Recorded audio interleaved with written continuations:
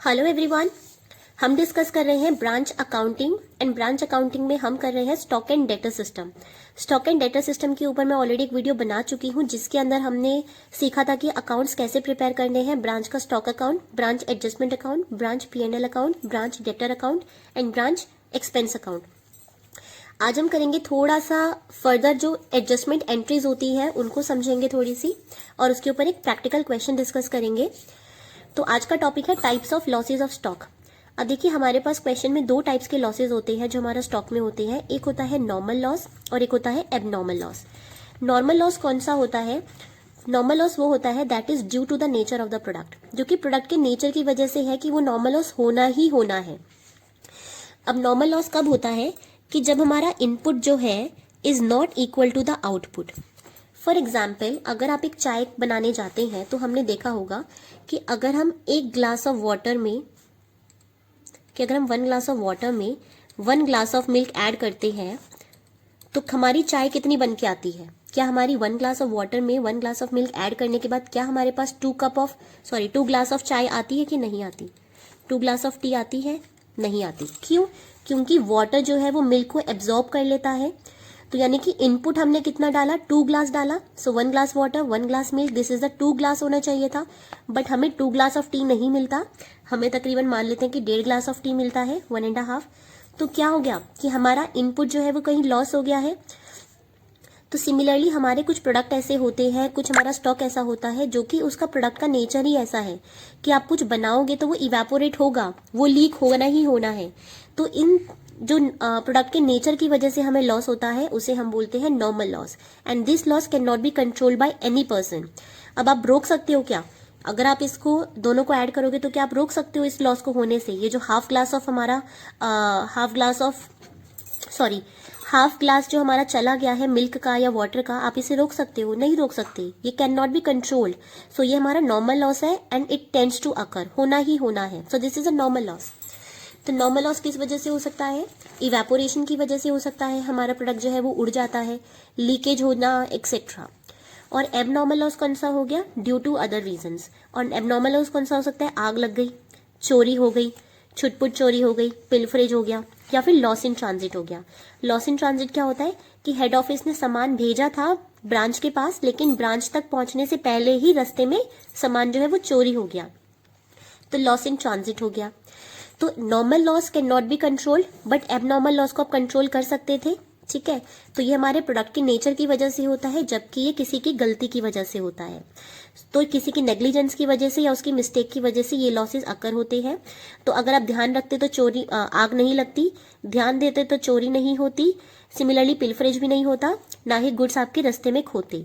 So this losses occurs because of the mistake or the negligence on the part of the management, और these losses are bound to occur because of the nature of the product। तो product की वजह से ये होना compulsory है। अब इनका ट्रीटमेंट देखते हैं, दोनों का ट्रीटमेंट अलग अलग होगा, किस तरीके से होगा। तो क्वेश्चन में आपको गिवन होगा कि नॉर्मल लॉस इज दिस और एबनॉर्मल लॉस इज दिस। अब देखिए अगर नॉर्मल लॉस है तो ये तो होना ही होना है, तो आप इसे रोक नहीं सकते। तो हम इसे कहाँ पे शो करेंगे? Always show in debit side of branch adjustment account full price पे। अब मैं इसको आपको मतलब बताती हूँ कैसे करना है आपने। अब देखिए हम क्या करेंगे, नॉर्मल लॉस का हम ब्रांच एडजस्टमेंट अकाउंट बनाते हैं जिसके अंदर हम अपनी सारी लोडिंग हटाते हैं।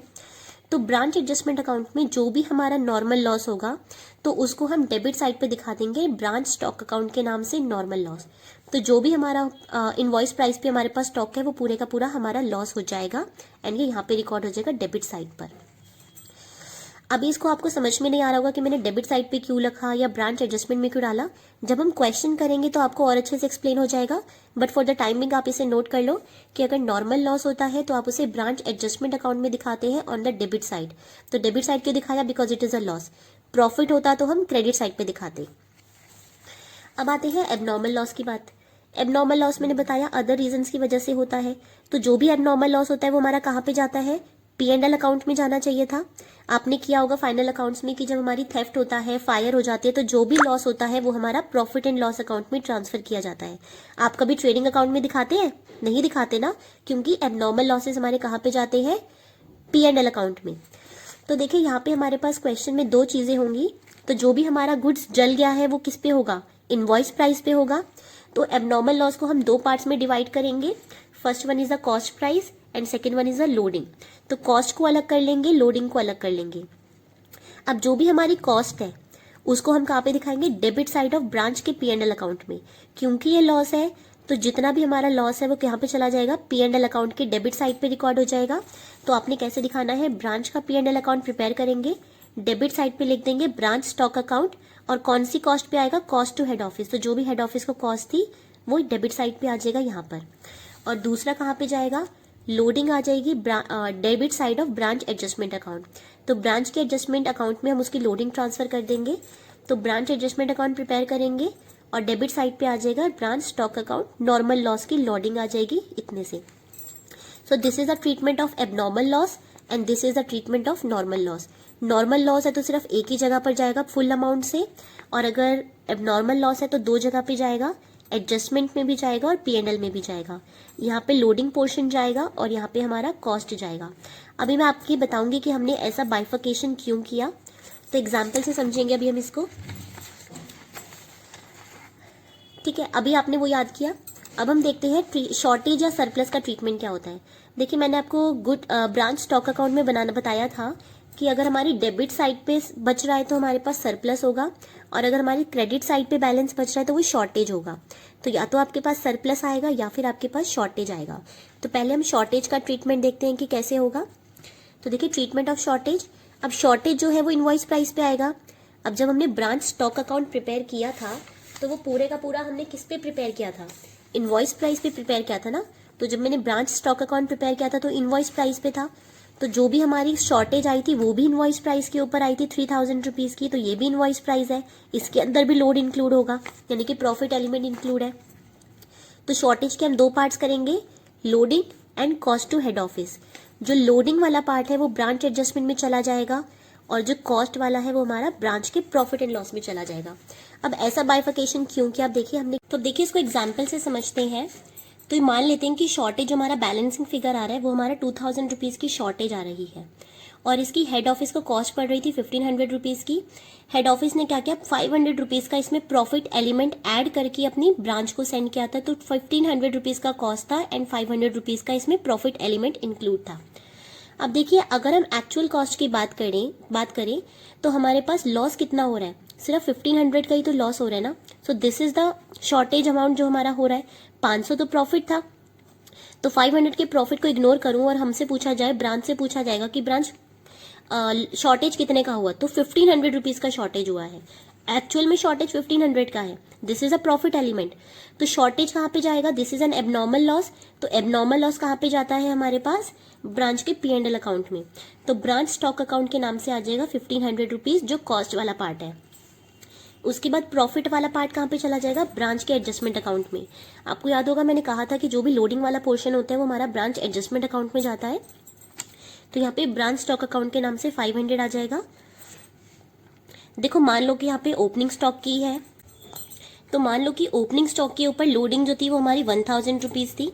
गुड्स सेंड टू ब्रांच के ऊपर हमारी जो लोडिंग थी वो 800 रुपीज। तो 1000 रुपीज का ओपनिंग स्टॉक था, जिसके मतलब ओपनिंग स्टॉक में 1000 रुपीज का प्रॉफिट हो सकता था। गुड्स सेंड टू ब्रांच में 800 रुपीज का प्रॉफिट हो सकता था। तो मैक्सिमम प्रॉफिट जो ब्रांच अर्न कर सकती थी दैट कुड बी 1800 रुपीज का ब्रांच अर्न कर सकती थी। बट इस 1800 में से जो 500 रुपीज का स्टॉक था जो शॉर्टेज हो गया है वो तो चला गया। अभी शॉर्टेज हुई है तो इन्हीं सामान में से हुई होगी ना जो हमने गुड्स सेंड किए हैं या फिर ओपनिंग स्टॉक है, तो ये 500 इसी में इंक्लूड होगा कहीं ना कहीं। तो 500 रुपीज का प्रॉफिट जो है वो अब ब्रांच नहीं अर्न कर सकती, क्योंकि वो स्टॉक तो है ही नहीं। जब स्टॉक नहीं है तो उसके ऊपर प्रॉफिट कैसे अर्न होगा। तो इसलिए हम इसको डेबिट साइड पे दिखाते हैं कि 1800 में से 500 अब अर्न नहीं कर सकते, तो ग्रॉस प्रॉफिट कितना बच जाएगा उनके पास, 1300 रुपीज का। तो इसीलिए जो हमारा लोडिंग वाला पोर्शन है वो मुझे यहाँ पे दिखाते हैं, एंड जो ब्रांच का जो हमारा कॉस्ट वाला एबनॉर्मल कॉस्ट वाला पॉइंट है कि 1500 रुपए के गुड्स जो है वो हमारे शॉर्टेज हो गए हैं, वो हम P&L में दिखाते हैं। This is a general loss. ठीक है, तो ब्रांच एडजस्टमेंट में जाएगा लोडिंग और ब्रांच P&L में जाएगा हमारे पास cost to the head office. तो इस तरीके से आपने शॉर्टेज का ट्रीटमेंट करना है। ये बिल्कुल सेम है जैसे हमने एबनॉर्मल लॉस का किया था। तो अगर यहाँ पे एबनॉर्मल लॉस होता तो क्या होता, शॉर्टेज भी। तो देखिए शॉर्टेज भी हमारे पास एक तरीके का एबनॉर्मल लॉस ही होता है। तो एबनॉर्मल लॉस हमारे पास कितने का हो रहा है? सो 500 rupees is the profit that can not be earn by the branch now. तो 500 हम लेस कर देंगे यहाँ पर, और दूसरा जो हमारा कॉस्ट है बचा उसका, वो हमारा एबनॉर्मल लॉस हो गया, इसलिए हम उसे P&L अकाउंट में ट्रांसफर कर देते हैं। सो this is a treatment of shortage and similar is the treatment of normal loss. तो नॉर्मल लॉस में भी, सॉरी एबनॉर्मल लॉस, तो एबनॉर्मल लॉस में हम इस तरीके से उसको बाइफरकेट करते हैं। नेक्स्ट होता है सरप्लस। सरप्लस मैंने आपको बताया था कि सरप्लस किस वजह से आता है। सरप्लस आता है कि जब हमारी ब्रांच को हमने बोला था कि आपने 100 रुपी पे सेल करना है, लेकिन branch is able to sell it for more than the price which was set by the head office. Head office ने बोला कि आपने 100 रुपी पे सेल करना है, लेकिन ब्रांच उसको 120 रुपी पे सेल कर पाई, तो इसलिए जो 20 रुपीज है ये हमारा सरप्लस है। ठीक है, तो आप कह सकते हैं कि जो हमारा सरप्लस आ रहा है is not because of the increase in the unit of stock. अब स्टॉक में इंक्रीज नहीं हुआ, बल्कि स्टॉक के प्राइस में इंक्रीज होने की वजह से हमारे पास सरप्लस शो हो रहा है। तो हमारे पास क्या होगा, क्रेडिट साइड पे हम इसको दिखाएंगे ब्रांच एडजस्टमेंट अकाउंट का फुल वैल्यू पे दिखाना है। फुल वैल्यू मतलब कॉस्ट प्लस लोडिंग, जो भी हमारा प्राइस, जो भी हमें क्वेश्चन में गिवन होगा इनवॉइस प्राइस पर, हमें उसे कहाँ पे दिखाना है, ब्रांच एडजस्टमेंट अकाउंट में। क्यों दिखाना है? अब देखो 100 रुपी पे बोला था सेल करना है, लेकिन ब्रांच उसे 120 पे सेल कर पाई, तो दिस इज अ प्रॉफिट। तो इसे हम यहाँ पे दिखा देंगे पूरा 120 रुपीज, और किस नाम से आ जाएगा, ब्रांच के स्टॉक अकाउंट से, क्योंकि हमने 120 रुपी पे उसको सेल किया है। ठीक है, तो इसलिए यहाँ पे आ जाएगा सरप्लस के नाम से 120 रुपीज। तो जो भी हमारा प्राइस होगा, कॉस्ट होगा प्लस लोडिंग होगा, उन दोनों को एड अप करके हम यहाँ पे दिखा देंगे ब्रांच के एडजस्टमेंट अकाउंट में। और क्रेडिट साइड पे क्यों दिखाया, because it is a gain to the branch. तो ब्रांच को गेन है तो यहाँ पर आ जाएगा, इसलिए सरप्लस का ट्रीटमेंट याद रखना है, क्रेडिट साइड पर आएगा। और किस वजह से आ रहा है, क्योंकि ब्रांच ने उसको हायर प्राइस पे सेल किया है, हमारे यूनिट्स में इंक्रीज नहीं हुआ, तो 120 रुपीज यहाँ पे आ जाएगा। अगर शॉर्टेज होता तो शॉर्टेज हमारे लिए लॉस है, तो लॉस ऑलवेज डेबिट साइड पर जाएगा। और क्योंकि ये हमारे पास लोडिंग पर था, तो लोड वाला पोर्शन यहाँ पे आ जाएगा और कॉस्ट वाला पोर्शन यहाँ पे आ जाएगा। एबनॉर्मल लॉस का भी सेम केस था, लोडिंग यहाँ पर आ जाएगी ब्रांच एडजस्टमेंट में, और यहाँ पे आ जाएगा हमारा cost to the head office. अब देखिए हमने जो नहीं समझा था वो था हमारा ट्रीटमेंट ऑफ नॉर्मल लॉस। अब आपके माइंड में क्वेश्चन आएगा कि मैम नॉर्मल लॉस को हमने एक ही जगह क्यों भेजा था। अब देखिए नॉर्मल लॉस का मतलब क्या था, ऐसा लॉस जिसको हम अवॉइड ही नहीं कर सकते, तो ये तो बाउंड टू अकर है, ये तो होना ही होना है नॉर्मल लॉस। तो हम इसको क्या करेंगे, मैं सेम क्वेश्चन लेती हूँ, 1000 रुपीज का ओपनिंग स्टॉक पे मुझे प्रॉफिट मिल सकता था, 800 रुपीज का मैंने ब्रांच को हमने गुड्स भेजे थे, तो मैक्सिमम प्रॉफिट जो था वो 1800 का वो ब्रांच अर्न कर सकती थी। लेकिन जैसे ही ब्रांच ने अपने वो स्टॉक को ले जाकर अपने गोडाउन में रखा, तो उसमें से नॉर्मल लॉस जो है वो 200 रुपीज का हो गया। अब 200 रुपए के जो गुड्स है वो उड़ गए, इवेपोरेट हो गए, तो ये पूरे का पूरा जो नॉर्मल लॉस है ये हमारे लिए होना ही होना है। तो इसीलिए हम इसे कहाँ पे दिखा देंगे, पूरे का पूरा ब्रांच एडजस्टमेंट में दिखा देंगे 200 रुपीज नॉर्मल लॉस। और हमारे पास ग्रॉस प्रॉफिट कितना आ जाएगा, 1600 रुपीज, कि अब हम 1600 रुपीज है प्रॉफिट जो हमने अर्न किया है।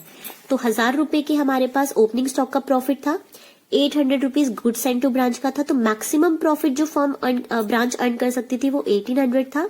1800 में से 200 के गुड्स तो इवेपोरेट हो गए हैं, तो अब इनके ऊपर प्रॉफिट नहीं मिल सकता, तो अब हमें प्रॉफिट कितना मिला, सिर्फ 1600 रुपीज। चलिए इसको एग्जाम्पल से करते हैं कि किस तरीके से हमें नॉर्मल लॉस का और एबनॉर्मल लॉस का ट्रीटमेंट करना होता है।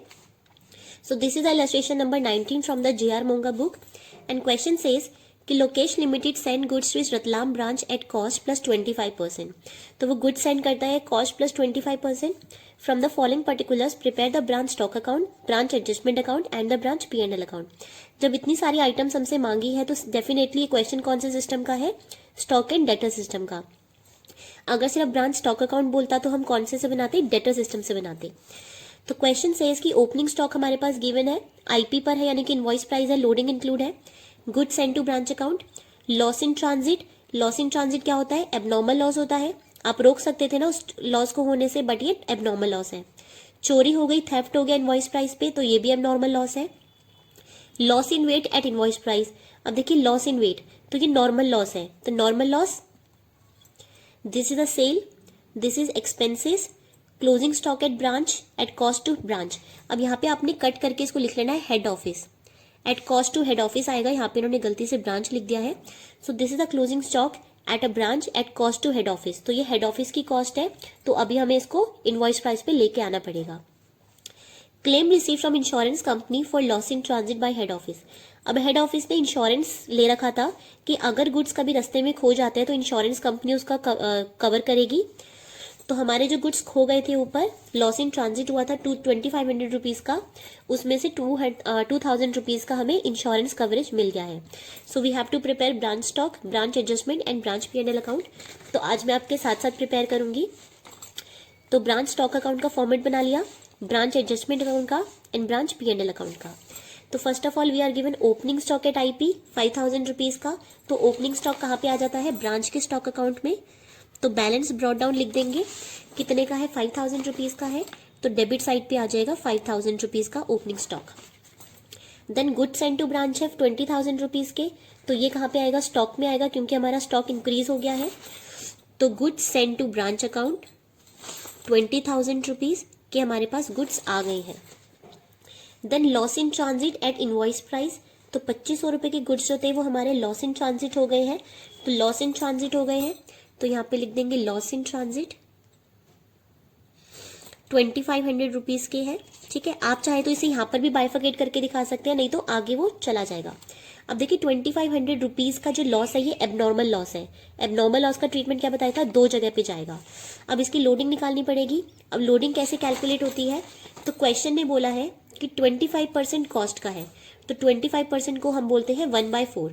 तो 1/4 उन कॉस्ट है, तो हमें सेल्स पता है, तो हमें आगे जाने के लिए हम क्या कर देंगे, 4 में 1 प्लस कर देंगे, तो आ जाएगा 1/5 ऑन सेलिंग प्राइस।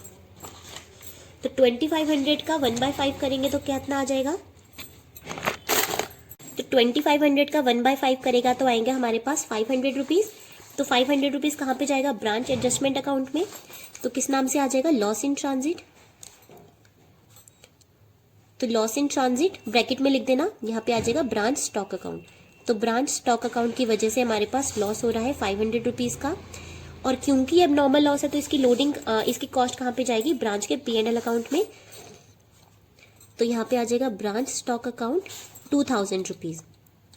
तो जो हमारा लॉस इन ट्रांजिट हो गया तो वो हमारे P&L अकाउंट में इसकी कॉस्ट जाएगी, क्योंकि एक्चुअल लॉस तो हमें 2000 का हो रहा है, और क्योंकि ये प्रॉफिट इंक्लूड था तो ब्रांच एडजस्टमेंट अकाउंट में डाल देंगे डेबिट साइड पर, क्योंकि अब हमें 500 रुपीज़ का प्रॉफिट अब हम अर्न नहीं कर सकती।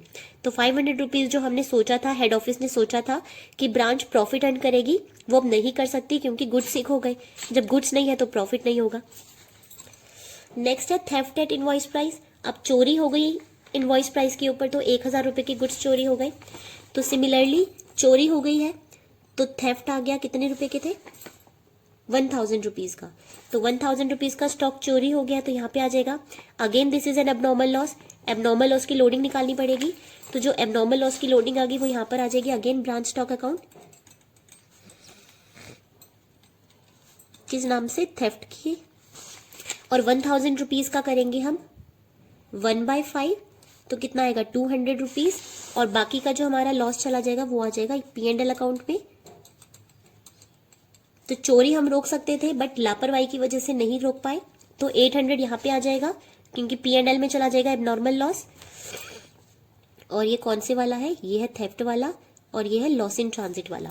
तो ये लॉस इन ट्रांजिट के ऊपर 2000 का कॉस्ट, थेफ्ट के ऊपर 800 का कॉस्ट है। ये हमारे गुड्स हैं जो चोरी हो गए और जो रास्ते में खो गए, उनकी कॉस्ट जाएगी P&L में, और उनकी जो लोडिंग है वो जाएगी हमारी ब्रांच एडजस्टमेंट अकाउंट में।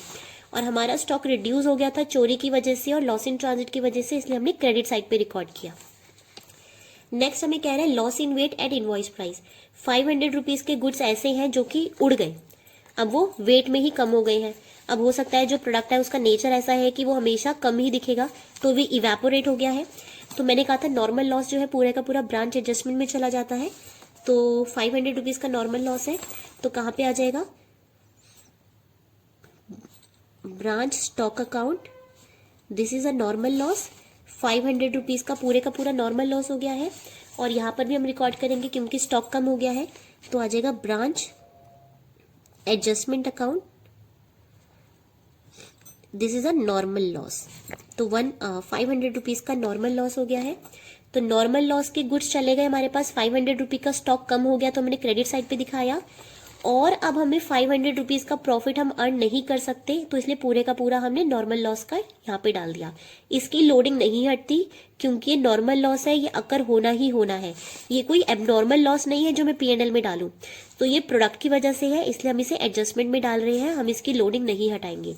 पूरी की पूरी जो इनवॉइस प्राइस है वो यहाँ पे आएगा। नेक्स्ट हमारे पास सेल है 25,500 की। तो सेल की वजह से स्टॉक कम हो जाएगा, तो आ जाएगा बाय कैश अकाउंट, और ब्रैकेट में लिख देंगे cash sales 25,500 rupees. Then next हमारे पास एक्सपेंसेस 8,000 रुपीज के पे किए एक्सपेंसेस, P&L में आता है। तो ब्रांच एक्सपेंसेस अकाउंट 8,000 रुपीज के एक्सपेंसेस हमने पे करे। देन हमारे पास क्लोजिंग स्टॉक है। क्लोजिंग स्टॉक मैंने बोला था कि हेड ऑफिस की कॉस्ट पे गिवन है 6,000 रुपीज। अब देखो ये हमें 6,000 रुपीज जो है वो हमारी कॉस्ट पे है, तो 6,000 रुपीज में अभी हमें कितना था 25%, तो 25% अभी ऐड करेंगे इसके अंदर, तो आ जाएगा 1,500 रुपीज। तो 6,000 में 1,500 ऐड करेंगे तो आएगा 7,500 रुपीज। तो यहाँ पे दिखा देंगे क्लोजिंग स्टॉक कितना, तो बैलेंस कैरी डाउन 7,500 रुपीज। कैसे आया, 6,000 की हेड ऑफिस का कॉस्ट थी, इसमें 25% ऐड करेंगे तो आ जाएगा 7,500 रुपीज।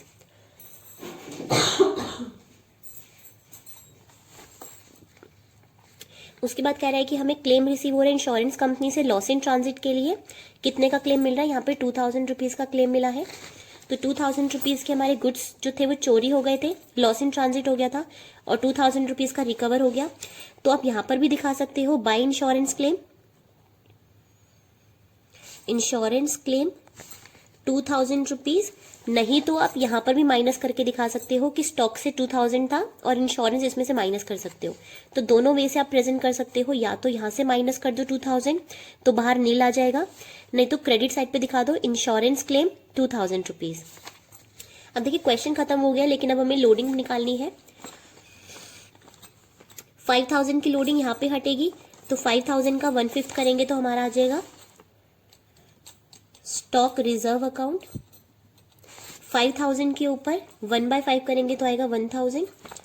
तो 5,000 के ऊपर 1/5 की लोडिंग हटेगी 1,000 की। गुड्स सेंड टू ब्रांच की लोडिंग भी यहाँ हटेगी, तो goods send to branch account 20,000 के गुड्स थे, तो 20,000 का 1/5 करेंगे तो कितना आ जाएगा 4,000 रुपीज। तो इसकी लोडिंग भी हट गई। लॉस इन ट्रांजिट की लोडिंग हटा दी थी, थेफ्ट की हटा दी थी, एबनॉर्मल लॉस की हटा दी थी, कैश की नहीं हटती, इसकी लोडिंग हटानी है क्लोजिंग स्टॉक की। तो यहाँ पे आ जाएगा स्टॉक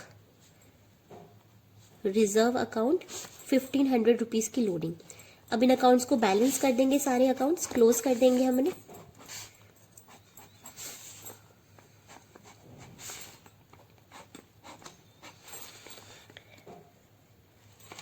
अब देखिए इसका टोटल आएगा आपका 37,000 रुपीज का, और यहाँ पे बचेगा हमारे पास सरप्लस। तो सरप्लस कहाँ पे जाता है, ब्रांच एडजस्टमेंट अकाउंट में जाएगा एक तो सरप्लस, ब्रांच एडजस्टमेंट अकाउंट, और ये क्या है हमारे पास सरप्लस। सरप्लस आ रहा है हमारे पास 12,000 रुपीज का। तो पूरे का पूरा जो सरप्लस था मैंने कहाँ पे क्या बोला था जाएगा, क्योंकि ये पूरे का पूरा प्रॉफिट है। बिजनेस को क्या हुआ था, ब्रांच को क्या हुआ था, 5,000 रुपीज के गुड्स मिले थे ओपनिंग स्टॉक में, 20,000 के और थे, तो टोटल 25,000 के गुड्स थे उसके पास। 2,500 के चोरी हो गए, 2,500 के लॉस इन ट्रांजिट हो गया, 1,000 के गुड्स की चोरी हो गई, 500 रुपए का एबनॉर्मल लॉस हो गया, 25,500 के तुमने बेच दिए, अभी भी तुम्हारे पास 7,500 के गुड्स बच रहे हैं, तो ये 12,000 का क्या है सरप्लस है। सरप्लस कैसे आया कि तुमने जो यहाँ पे कैश में सेल किया ये ज्यादा पे किया, ज्यादा पे करने की वजह से यहाँ पे सरप्लस बच गया। अगर यहाँ पे 25,000 की जगह 30,000 होता तो 40,000 होता तो भी यहाँ पे सरप्लस बचता, यानी कि ब्रांच ने ये वाले गुड्स ज्यादा पे सेल किए, इस वजह से उसके पास यहाँ पे सरप्लस आ रहा है। तो ये सरप्लस हमारे लिए इनकम है, प्रॉफिट है हमारे लिए कि हमने ज्यादा पे सेल किया। तो पूरे का पूरा सरप्लस कहाँ चला जाएगा, यहाँ पे आ जाएगा। तो किस नाम से आएगा, ब्रांच स्टॉक अकाउंट। ऊपर से ही तो उठ के आ रहा है ना, ट्रांसफर होके आ रहा है इधर, तो 12,000 रुपीज इधर आ जाएगा। तो यहाँ का टोटल करेंगे 17,000 रुपये आ रहा है, 12, 4, 16 और एक 17,000 का टोटल यहाँ पे आ जाएगा। यहाँ पे जो बैलेंस बच रहा है वो बचेगा हमारे पास 14,300। मैंने स्पेस नहीं छोड़ा तो आप लोग लिख लेना, ब्रांच P&L अकाउंट 14,300 रुपीज़ का। सो ब्रांच P&L अकाउंट 14,300, ये क्या है हमारे पास, ग्रॉस प्रॉफिट। मेरे यहाँ पे स्पेस नहीं है, मैं इसलिए यहाँ पे लिख रही हूँ। एंड इसको हम ट्रांसफर कर देंगे इस साइड पे, तो यहाँ पे आ जाएगा ग्रॉस प्रॉफिट 14,300 रुपीज़ का आ जाएगा ग्रॉस प्रॉफिट। अब इस अकाउंट को भी आप बैलेंस करके टोटल कर दोगे आप इसको भी,